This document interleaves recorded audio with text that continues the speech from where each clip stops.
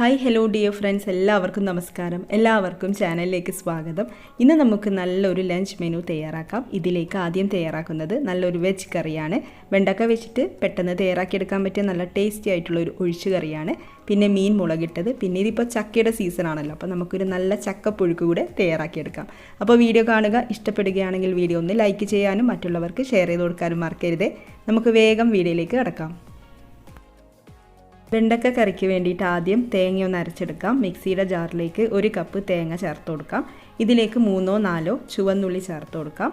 ഒരു തണ്ട് കറിവേപ്പില ചേർത്ത് കൊടുക്കാം. പിന്നെ ഇതിലേക്ക് മഞ്ഞൾപ്പൊടി ചേർക്കണം. കൂടുതലൊന്നും വേണ്ട, ഒരു 1/4 ടീസ്പൂൺ അളവിലൊക്കെ മഞ്ഞൾപ്പൊടി ചേർത്ത് കൊടുക്കാം. ആവശ്യത്തിന് വെള്ളം കൂടി ഒഴിച്ചിട്ട് നന്നായിട്ടൊന്ന് അരച്ചെടുത്തുകൊണ്ട് വരാം.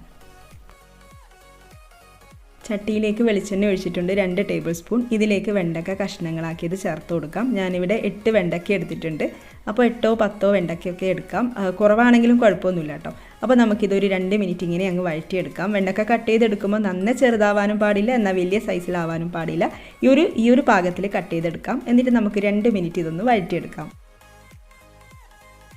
വെണ്ടക്ക ചെറുതായിട്ടൊന്ന് വാടി തുടങ്ങുന്നുണ്ട്. ഇനി നമുക്കിതിലേക്ക് പച്ചമുളക് ചേർത്ത് കൊടുക്കണം. 2 പച്ചമുളക് ചേർക്കാം.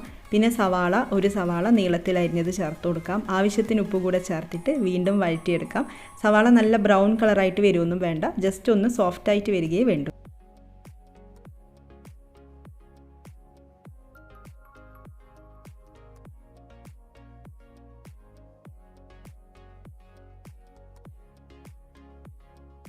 ഇനി ഇതിലേക്ക് തക്കാളി ചേർത്ത് കൊടുക്കാം. തക്കാളി ഞാനിവിടെ 2 മീഡിയം സൈസിലുള്ള തക്കാളിയാണ് ചേർത്ത് കൊടുത്തിട്ടുള്ളത്. അപ്പോൾ തക്കാളി എടുക്കുമ്പോൾ നന്നായിട്ട് പഴുപ്പ് കൂടിയ തക്കാളിയൊക്കെ ആണെങ്കിൽ കൂടുതൽ നല്ലത്. പിന്നെ ഇതിലേക്ക് പൊടികൾ ചേർത്ത് കൊടുക്കാം. 1/4 ടീസ്പൂൺ മഞ്ഞൾപ്പൊടി, 1 ടീസ്പൂൺ മുളക് പൊടി ചേർക്കാം. മുളക് പൊടി 1 ടീസ്പൂണൊക്കെ മതിയാവും. ഈ ഒരു കറിക്ക് എരിവൊക്കെ കുറവാണ്, വേറെ പൊടികളുടെ ആവശ്യമില്ല. അപ്പോൾ നന്നായിട്ട് വഴറ്റിയെടുക്കാം. ഈ പൊടികളുടെ റോസ്മെല്ലൊന്ന് മാറി വരട്ടെ.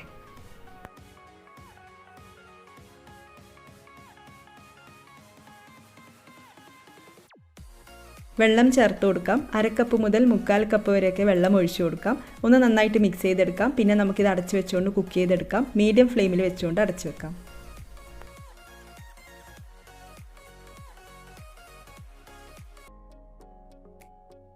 വെണ്ടക്ക പെട്ടെന്ന് തന്നെ കുക്കായിട്ട് വരും. ഇനി നമുക്കിതിലേക്ക് നേരത്തെ തയ്യാറാക്കി വെച്ചിട്ടുള്ള തേങ്ങ അരപ്പ് ചേർത്ത് കൊടുക്കാം. ഒന്ന് നന്നായിട്ട് മിക്സ് ചെയ്തെടുക്കാം. അതിനുശേഷം ഇതിലേക്ക് വെള്ളം, ഉപ്പ് ഇതൊക്കെ ചേർത്ത് കൊടുക്കാം.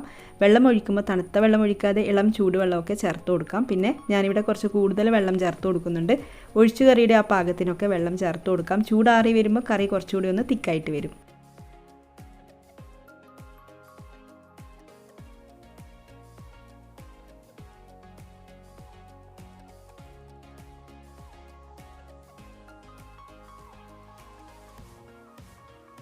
അരപ്പ് ചേർത്ത് കഴിഞ്ഞാൽ പിന്നെ തിളപ്പിച്ചെടുക്കേണ്ട ആവശ്യമൊന്നുമില്ല. ഒന്ന് ചൂടാക്കി എടുത്താൽ മാത്രം മതിയാവും. കറി ഇവിടെ ഒന്ന് ചൂടായിട്ട് വരുന്നുണ്ട്. ഇനി നമുക്കിത് അങ്ങോട്ടേക്ക് എടുത്ത് മാറ്റി വെക്കാം. എന്നിട്ട് കടുക് വറുത്തിടേണ്ട കാര്യങ്ങളൊക്കെ നോക്കാം. ഇവിടെ 1 ടേബിൾ സ്പൂൺ വെളിച്ചെണ്ണ ഒഴിച്ചിട്ടുണ്ട്. ചൂടായിട്ട് വരുമ്പോൾ ഇതിലേക്ക് 1/2 ടീസ്പൂൺ കടുക് ചേർത്ത് കൊടുക്കാം. കടുക് ഒന്ന് പൊട്ടിത്തുടങ്ങുമ്പോൾ വറ്റൽമുളകും കറിവേപ്പിലയൊക്കെ ചേർത്തിട്ടൊന്ന് മൂപ്പിച്ചെടുക്കാം.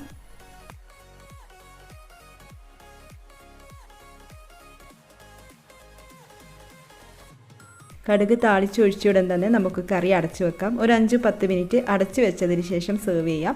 അപ്പോൾ എല്ലാവരും ഒന്ന് ട്രൈ ചെയ്ത് നോക്കണം. കറി എന്തുണ്ടാക്കുന്നൊക്കെ കൺഫ്യൂഷൻ അടിച്ച് നിൽക്കുന്ന സമയത്ത് വെണ്ടക്ക ഉണ്ടെങ്കിൽ ഒന്ന് ട്രൈ ചെയ്ത് നോക്കുക. ഇഷ്ടപ്പെടും, ഉറപ്പായിട്ടും ഇഷ്ടപ്പെടും. അപ്പോൾ ഇനി നമുക്ക് അടുത്ത റെസിപ്പിയിലേക്ക് കടക്കാം. മത്തി മുളകിട്ടത് തയ്യാറാക്കാൻ വേണ്ടിയിട്ട് ചട്ടിയിലേക്ക് 8 ചുവന്നുള്ളി, 4 അല്ലി വെളുത്തുള്ളി, ഒരു മീഡിയം സൈസിലുള്ള കഷ്ണം ഇഞ്ചി, പിന്നെ ഒരു പച്ചമുളക്, ഇതൊക്കെ കൂടെ ഒന്ന് ചതച്ചെടുത്തതിന് ശേഷം ചേർത്ത് കൊടുക്കാം.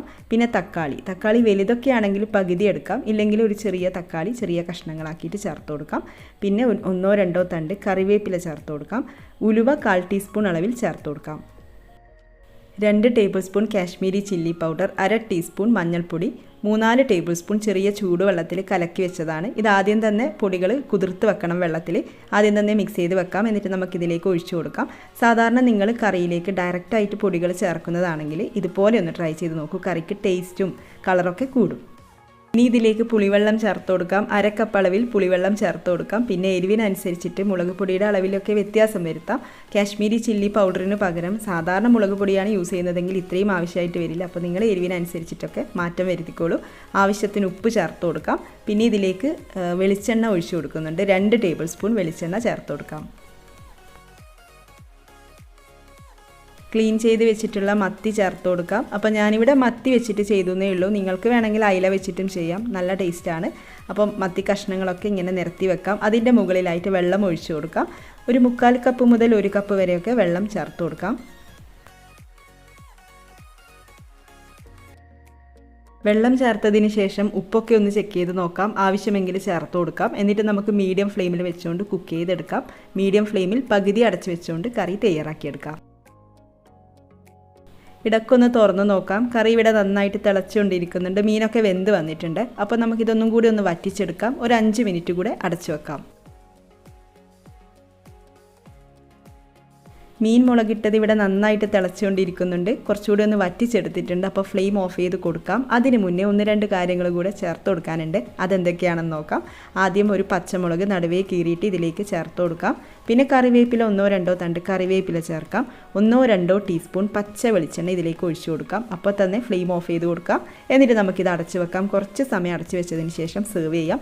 അപ്പോൾ എല്ലാവരും ഒന്ന് ട്രൈ ചെയ്ത് നോക്കണം. നമുക്ക് അടുത്ത റെസിപ്പിയിലേക്ക് പോകാം. ചക്കപ്പുഴുക്ക് തയ്യാറാക്കാൻ വേണ്ടിയിട്ട് ക്ലീൻ ചെയ്ത് കഴുകി വെച്ചിരിക്കുന്ന ചക്കച്ചുളിയും കുരുവൊക്കെ കുക്കറിലേക്ക് ഇട്ട് കൊടുക്കാം. ഇതിലേക്ക് 1-2 തണ്ട് കറിവേപ്പില ചേർത്ത് കൊടുക്കാം. സവാള ഇതുപോലെ നീളത്തിൽ അരിഞ്ഞത് ചേർക്കാം. വലിയ സവാളയൊക്കെ ആണെങ്കിൽ പകുതി ചേർത്താലും മതിയാവും. പിന്നെ ഇഞ്ചി ഒരു മീഡിയം സൈസിലുള്ള ഇഞ്ചി ചതച്ചിട്ടാണ് കേട്ടോ ചേർത്ത് കൊടുക്കുന്നത്. പിന്നെ മഞ്ഞൾപ്പൊടി 1/2 ടീസ്പൂൺ മഞ്ഞൾപ്പൊടി ചേർത്ത് കൊടുക്കാം. 1/2 ടീസ്പൂൺ മുളക് പൊടി ചേർക്കുന്നുണ്ട്. അപ്പോൾ എരിവിനൊക്കെ അനുസരിച്ചിട്ട് അളവിൽ വ്യത്യാസം വരുത്താം. ആവശ്യത്തിന് വെള്ളം ഉപ്പൊക്കെ ചേർത്ത് കൊടുക്കാം. വെള്ളം ഒഴിക്കുമ്പോൾ കൂടുതൽ ഒഴിക്കേണ്ട. ചക്കയിലേക്ക് കൂടുതലായിട്ട് വെള്ളം ഒഴിക്കേണ്ട ആവശ്യമൊന്നുമില്ല. ഒരു 1/4 കപ്പ് അളവിലൊക്കെ ചേർത്ത് കൊടുത്താൽ മതിയാവും. പിന്നെ ആവശ്യത്തിന് ഉപ്പ് ചേർത്ത് കൊടുക്കാം. ഒന്ന് നന്നായിട്ട് മിക്സ് ചെയ്തെടുക്കാം. എന്നിട്ട് നമുക്ക് അടച്ചു വെച്ചുകൊണ്ട് കുക്ക് ചെയ്തെടുക്കാം. മീഡിയം ഫ്ലെയിമിൽ 3 വിസിൽ വരുന്നത് വരെ വെയിറ്റ് ചെയ്യാം.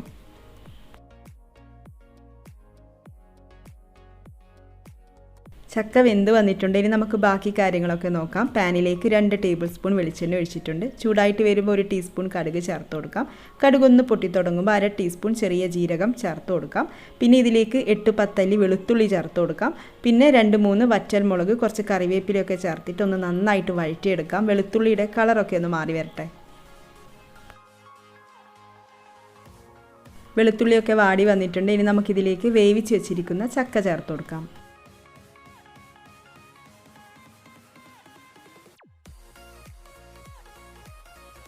നന്നായിട്ട് മിക്സ് ചെയ്ത് കൊടുക്കാം. വേവിക്കുന്ന സമയത്ത് കുറച്ച് വെള്ളം ഒഴിച്ചു കൊടുത്തിട്ടുണ്ടായിരുന്നുള്ളൂ. പക്ഷേ ഇപ്പോഴും കുറച്ച് വെള്ളം ബാക്കിയുണ്ട്. അപ്പോൾ ഇതൊക്കെ കൂടി ഒന്ന് നന്നായിട്ട് മിക്സ് ചെയ്തെടുക്കാം.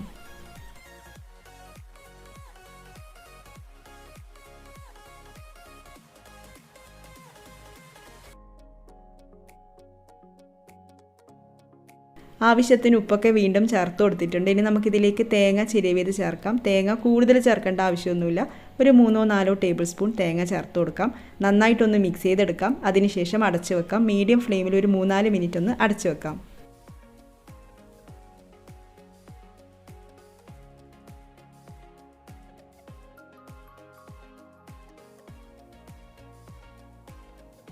അങ്ങനെ ചക്ക വെച്ചിട്ടുള്ള നാടൻ വിഭവം ഇവിടെ റെഡി ആയിട്ടുണ്ട്. അപ്പോൾ എല്ലാവരും ഒന്ന് ട്രൈ ചെയ്ത് നോക്കണം. അധികം ആളുകൾക്കും അറിയാവുന്ന റെസിപ്പിയാണ്. അറിയാത്തവരൊക്കെ ആണെങ്കിൽ ഇതുപോലെ ഒന്ന് ട്രൈ ചെയ്ത് നോക്കുക. അപ്പോൾ നമ്മുടെ ലഞ്ച് മെനു ഐറ്റംസ് ഒക്കെ ഇഷ്ടപ്പെട്ടെങ്കിൽ വീഡിയോ ലൈക്ക് ചെയ്യാനും മറ്റുള്ളവർക്ക് ഷെയർ ചെയ്ത് കൊടുക്കാനും മറക്കരുത്. എല്ലാവരും ഒന്ന് ട്രൈ ചെയ്ത് നോക്കുകയും വേണം. എന്നിട്ട് നിങ്ങളുടെ അഭിപ്രായം കമൻസിലൂടെ അറിയിക്കണം. ഇതുവരെ ചാനൽ സബ്സ്ക്രൈബ് ചെയ്യാത്തവരാണെങ്കിൽ ചാനൽ ഒന്ന് സബ്സ്ക്രൈബ് ചെയ്യാനും മറക്കരുത്. ഇതുപോലുള്ള റെസിപ്പീസുമായിട്ട് നമുക്ക് വീണ്ടും കാണാം. താങ്ക്